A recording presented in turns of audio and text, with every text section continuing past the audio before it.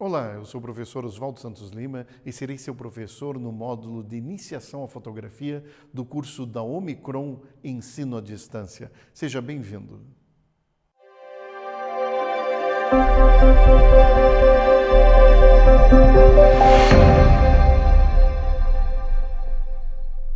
Não há como começarmos a falar de fotografia sem falarmos da câmara obscura. O que é a câmara obscura? É uma caixa que tem para a entrada dos raios luminosos apenas um orifício. A imagem do mundo real se projeta dentro dessa caixa, invertida da esquerda para a direita e de baixo para cima. Você sabia que seus olhos são câmeras obscuras? E que você me enxerga invertido desta maneira?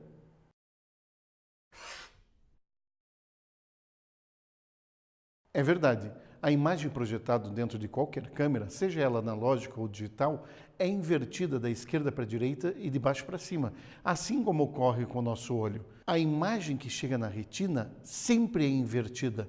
Quem faz esse processo de desinversão da imagem é o nosso cérebro. Na câmera digital, quem faz esse processo de desinversão da imagem é o software interno da câmera. Por isso, quando você olha no LCD traseiro da câmera, você já vê a imagem desinvertida. Da mesma maneira, quando você baixa a foto no software do seu computador, ela também já está na posição dita correta, ou seja, desinvertida. Porém, entretanto, lembre muito bem que toda imagem projetada dentro de uma câmera é invertida da esquerda para a direita e de baixo para cima, como acontece com o seu olho neste momento. Só que você não sabe disso porque você só enxergaria invertido na ausência de gravidade. Você sabia que os astronautas enxergam invertido no espaço? A câmara obscura é conhecida desde Aristóteles na Antiguidade. Ela já teve uso prático no século XIV e XV como auxiliar de desenhistas de arquitetura, pela qualidade perspética, ou seja, a capacidade da câmera representar o objeto tridimensional do mundo sobre uma superfície bidimensional. Então, ela teve uso prático antes mesmo que Daguerre e Niepce, no século XIX, inventassem a fotografia. O princípio físico da fotografia, a câmara obscura, foi usado no século XIV e XV como auxiliar de desenho. Ao invés da prata recebendo a luz e fazendo a guarda desta imagem, você tinha a mão de um hábil desenhista que copiava essa imagem projetado dentro da câmara obscura por uma portinhola superior. A imagem entrava, batia sobre um espelho de 45 graus, esse espelho refletia a imagem para um papel vegetal e nesse papel vegetal o desenhista copiava a imagem do mundo real, recebendo assim também o nome de câmera clara ou câmara lúcida. Aposto que você já viu alguma reportagem de TV que mostra um professor de artes, ou mesmo um professor de fotografia, fazendo com seus alunos uma câmera obscura com uma latinha de Nescau, por exemplo, e saindo à rua fazendo longas exposições com essa câmera obscura, uma lata de Nescau com um furinho e um papel fotográfico dentro. A imagem projetada então dentro dessa latinha de Nescau, invertida da esquerda para a direita e negativada, onde ela recebe luz, ela fica negra, e onde ela não recebe luz, ela fica branca. Mas a chamada descoberta da fotografia não tem como marco histórico Aristóteles e seu conhecimento sobre a câmara obscura. Mesmo que a câmara obscura tenha tido uso prático no século XIV e XV como auxiliar de desenho. Somente no século XIX, dois franceses, Louis Mandé Daguerre e Nicéphore Niepce, que foram considerados os pais da fotografia, é que conseguiram gravar numa chapa metálica tratada com vapores de iodo a primeira imagem fotográfica. Esta que vocês estão vendo agora. Claro, não é grande coisa. A gente tem que considerar que este é o princípio de uma gravação que se tornaria a principal revolução do século XIX, a fotografia. Porém, não é estranho que 400 anos depois do uso prático da câmera obscura é que se tenha realmente se descoberto a fotografia?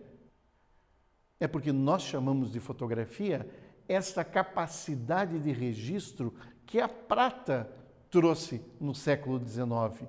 A chapa metálica, tratada por vapores de iodo, sobre um colóide de haletos de prata, que gravou a primeira imagem fotográfica com Daguerre e Niepce. Somente então é que nós temos o marco, em 1826, da chamada invenção ou descoberta tardia da fotografia. Uma questão sempre me incomodou na história da fotografia.